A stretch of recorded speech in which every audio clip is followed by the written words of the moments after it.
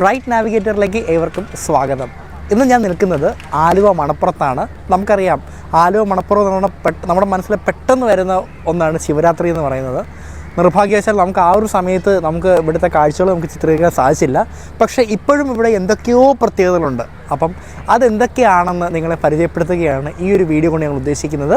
അപ്പോൾ നമുക്ക് വേഗം സമയം കളയാതെ തന്നെ ഇന്നത്തെ ഈ ഒരു കാഴ്ചയിലേക്ക് പോകാം. അപ്പോൾ ഈ ഒരു വീഡിയോ നിങ്ങൾക്കായിട്ട് സമർപ്പിക്കുന്നത് സ്മാർട്ട് വിപിൻ കൊച്ചിൻ.